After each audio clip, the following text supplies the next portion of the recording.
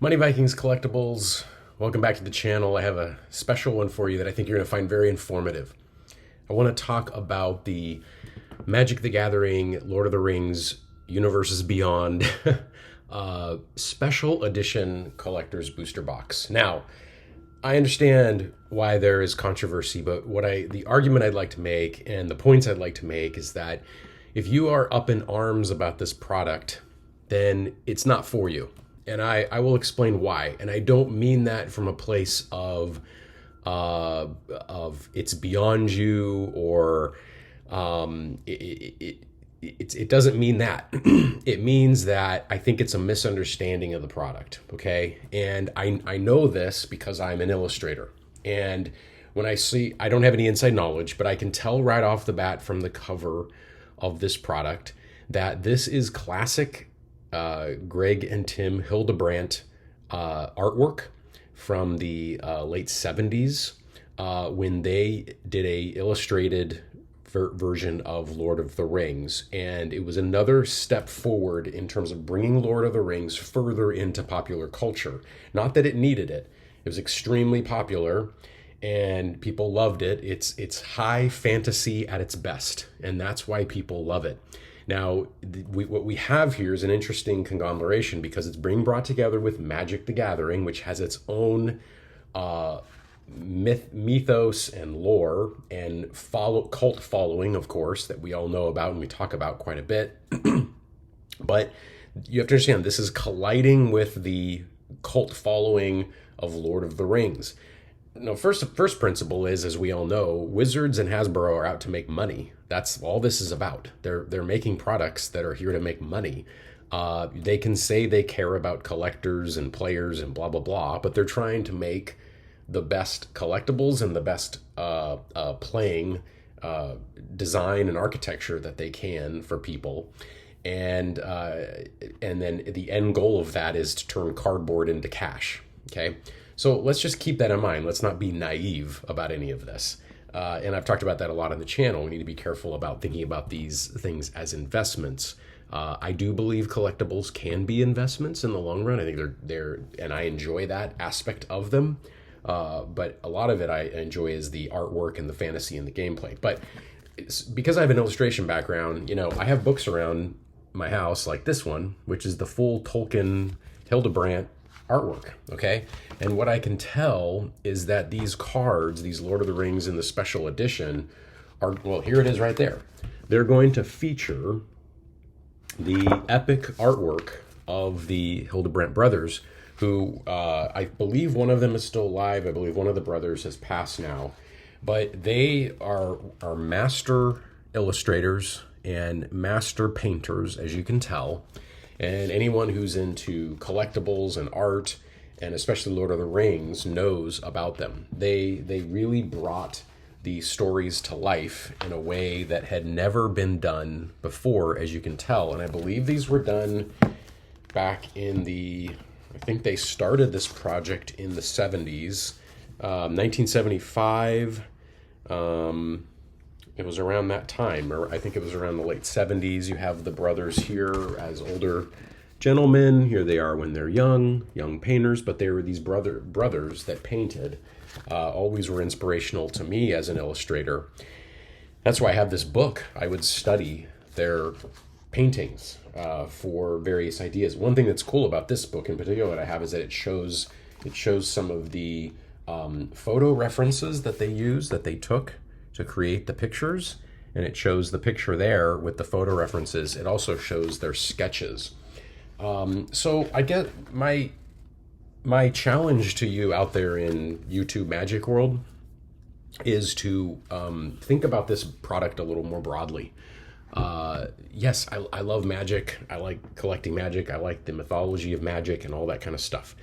But this is a very unique product. Lord of the Rings is, as I said, means a lot to millions, if not billions, of people around the world. It's high fantasy at its best. It's a story that everyone finds someone that they connect and relate to. And that's what great storytelling is about. You feel that you are these people. You connect and relate to them and their struggles and their trials and tribulations. When Gandalf stands before the Balrog and says, "You shall not pass," he's sacrificing himself for something greater than himself. He's facing his demons, right? When Aragorn is going through his trials and tribulations and trying to become what he can be, the greatness that is inside of him, that he has had inside of him for a long time, and is trying to rise to that occasion. Well, a lot of us in our lives are trying to rise to the occasion, and that's the beauty of high fantasy, is that it goes back to the the hero's journey, and the hero of a thousand faces, where in our own lives we have challenges and trials and tribulations, and we're trying to rise to occasion. Now, of course, we're not fighting dragons and Saruman, but we may be fighting our own internal demons of depression or anxiety, or we may be trying to be a good parent or a good worker or a good member of our community that's valued and that is adding value to other people, and is someone who's respected for committing themselves and putting in the effort and the hard work and trying to be a better version of themselves. So anyway, that's that to me is what a lot of this is about. So I guess main point, and you can check it out here if you look at some of the artwork of the Hildebrandt brothers. I challenge you to look it up, because first of all, the artwork is absolutely beautiful and gorgeous. It was groundbreaking at the time because it really brought to life the Tolkien stories in a way that had not happened yet. I'm sure there were illustrations before. Well, here it is here, 1978 Tolkien calendar. So, and just look at this artwork. It all has the ambiance and the characters. It nails it. These are the masterworks. And I think what this is trying to do, this product, so it's trying to make money. I understand that. I'm not naive. But I think this product is also trying to capture the nostalgia of that. And it's reimagining that artwork in a magic format. So that is what it is. I have my things that I like about the new Lord of the Rings set. I have the things that I don't like. You see my other video, or I think some of the illustrations are nailing it. I think others are a little bit of head scratchers. But again, you have a massive project with lots of different illustrators, lots of different visions for a character, and that's what's cool about creativity. You can reimagine these characters. That's the beauty of a book. There isn't one look for Aragorn. There's not one look for Gandalf. They're described in the book, of course. But we all know that there's subtle nuances in there that can be played with.